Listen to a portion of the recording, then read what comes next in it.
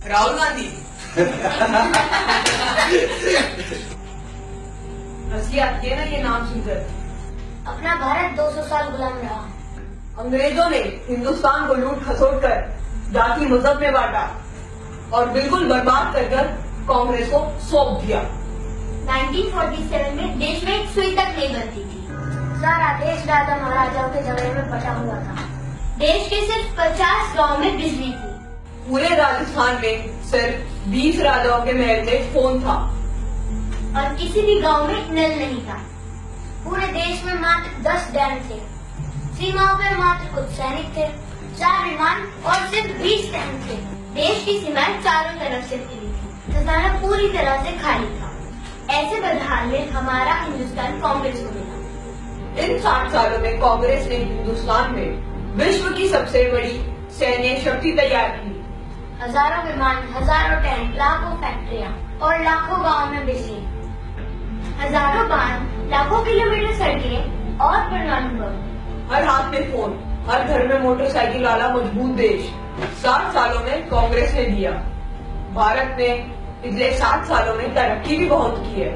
भूतपूर्व प्रधानमंत्रियों ने कई इतिहास रच दिए हैं, जिसकी वजह से भारत आज एशिया के सबसे बड़ी दूसरी ताकत है। भारत दुनिया का सर्वश्रेष्ठ संविधान बना चुका था। भारत एशियाई खेलों को होस्ट कर चुका था। भारत में भाखड़ा और रियंज जैसे बांध बन चुके हैं। देश भामा न्यूक्लियर रिसर्च सेंटर का उद्घाटन कर चुका था। देश में तारापुर परमाणु बिजली घर शुरू हो चुका था। देश में कई दर्जन IIT, एम्स, IIMS और सैकड़ों विश्वविद्यालय खुल चुके थे। नेहरू जी ने नवरत्न कंपनियां स्थापित कर दी थी। कई साल पहले भारतीय सेना ने पाकिस्तान के सैनिकों को लाहौर के अंदर घुसकर मारा था और लाहौर पर कब्जा भी कर लिया था। पंडित नेहरू पुर्तगाल से जीतकर गोवा को भारत में मिला चुके थे। नेहरू जी ने इंडियन स्पेस रिसर्च ऑर्गेनाइजेशन की शुरुआत कर दी। भारत में श्वेत क्रांति की शुरुआत भी हो चुकी। देश में उद्योगों का जाल बिछ चुका था। इंदिरा जी पाकिस्तान के 2 टुकड़े कर चुकी थी।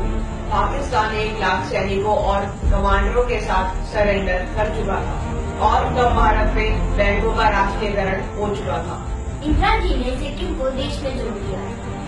देश अनाज के लिए आत्मनिर्भर हो गया था। भारत हवाई जहाज और हेलीकॉप्टर बनाने लगा। राजीव गांधी जी ने देश के घर घर में टीवी पहुंचा दिया था। देश में सुपर कंप्यूटर, टेलीविजन और सूचना क्रांति पूरे देश में स्थापित हो चुकी थी। जब वर्तमान प्रधानमंत्री पद की शपथ ले रहे थे, तब तक भारत सर्वाधिक विदेशी मुद्रा के कोष वाले प्रथम 10 राष्ट्रों में शामिल हो चुका था। इनके अलावा चंद्रयान, मंगल मिशन, GSLV मेट्रो मोनोरेल, अंतर्राष्ट्रीय हवाई अड्डे, न्यूक्लियर पनडुब्बी, ढेरों मिसाइलें जैसे पृथ्वी, अग्नि और नाम, दर्जनों परमाणु उपकरण, चेतक हेलीकॉप्टर, मेघ और तेजस, ड्रोन, अर्जुन टैंक, धनुष तोप, मिसाइल युक्त विमान, INS विक्रम और विमान वाहक पोत। ये सब उपलब्धियां देश ने 70 सालों में हासिल की है।